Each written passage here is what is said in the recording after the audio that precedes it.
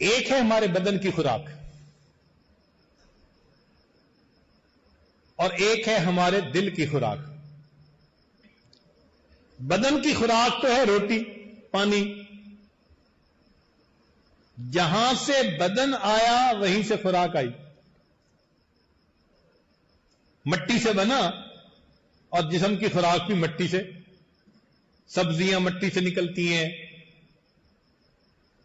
پھل مٹی سے نکلتے ہیں, میوے مٹی سے, گندم مٹی سے, چاول مٹی سے, لباس مٹی سے, مکان مٹی سے, ہر چیز مٹی سے. تو جسم کی ضروریات جہاں سے جسم آیا وہیں سے نکلی. یہ خوراک ہے جسم کی. اور انسان کا دل عالم امر کی چیز ہے, انسان کی روح عالم امر کی چیز ہے. تو علم کی خوراک بھی پھر وہیں سے آتی ہے. اوپر سے آنے والے انوار و تجلیات یہ انسان کی روح کی خوراک بن جاتے ہیں. اور اگر جسم کی خوراک دیکھو تو سنو ذرا کہ جو سب سے زیادہ بھوکا وہ سب سے بڑا محدث. صحابہ میں سب سے زیادہ بھوک والے کون تھے؟ ابو ہریرہ. دروازے پہ پڑے ہوئے ہیں, کھانے کو کچھ مل نہیں رہا, مگر سب سے بڑے محدث بنے. امام بخاری رحمت اللہ علیہ بیمار ہوئے, طبیب نے قارورہ چیک کیا, اس نے کہا جی کہ اس بندے نے تو کبھی مرچ استعمال ہی نہیں کی. شاگردوں نے پوچھا حضرت طبیب تو یہ کہتا ہے. فرمایا ہاں پچھلے 18 سال سے میں نے کبھی سالن روٹی نہیں کھائی.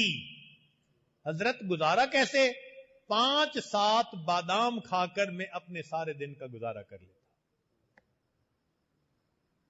امام بخاری رحمت اللہ علیہ کی یہ خوراک تھی. چند بادام پورا دن گزر جاتا تھا, سب سے بڑے محدث بنے.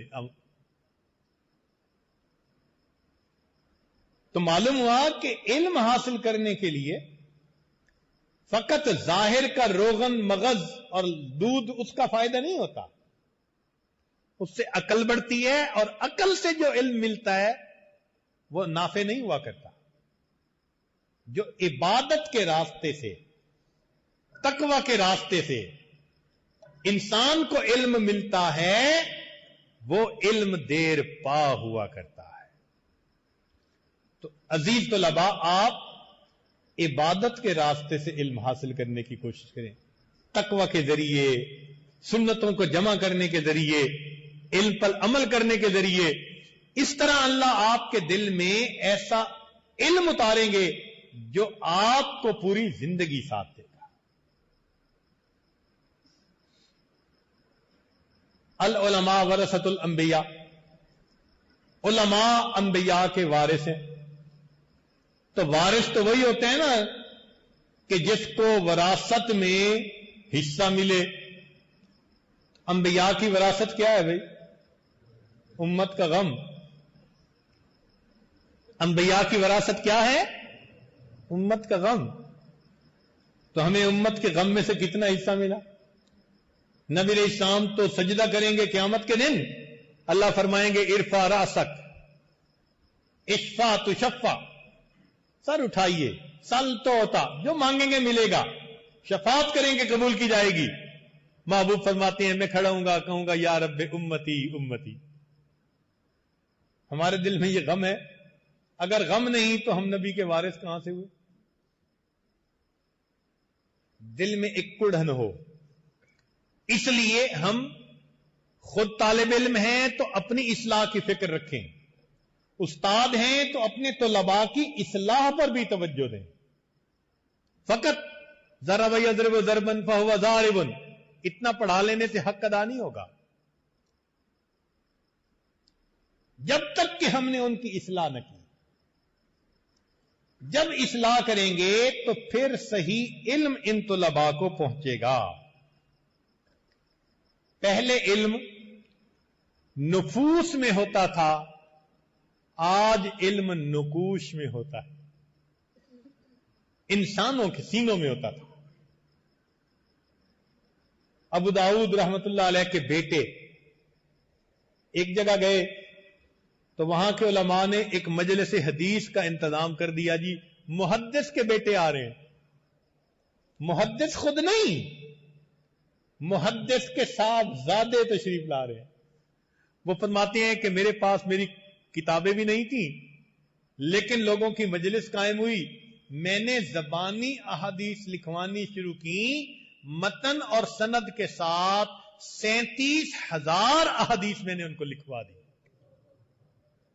علم نفوس میں ہوتا تھا۔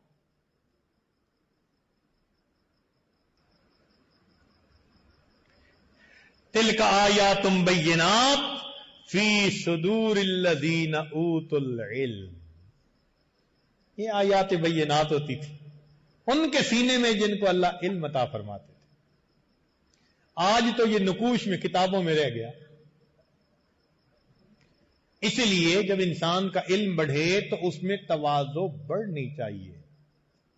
جب تک ہم اپنے نفس کو پامال نہیں کریں گے، ہمارے لیے خیر کے دروازے نہیں کھلیں گے۔ خیر کے دروازے کھلنے کے لیے اپنے نفس کا پامال کرنا ضروری، مٹانا ضروری۔ جب نفس کو مٹائیں گے، اللہ رب العزت اس نفس کو نفس مطمئنہ بنائیں۔ صحابہ کرام علم سیکھتے تھے، پڑھتے نہیں تھے۔ نقطہ آپ کی خدمت میں عرض ہے، صحابہ کرام علم سیکھتے تھے، پڑھتے۔ ایسا نہیں ہوتا تھا کہ وہ کتاب لے کے بیٹھے اور نبی علیہ السلام پڑھا رہے ہیں۔ علم پڑھتے نہیں تھے، علم سیکھتے تھے۔ اس کا مطلب یہ کہ اہل اللہ کی محفل میں بیٹھ کر یہ علم نافع سیکھنا پڑتا ہے۔ نیت عمل کی ہو اور اخلاص ہو، ایک ایک بات بندے کی زندگی کے بدلنے کا ذریعہ بن جاتی ہے۔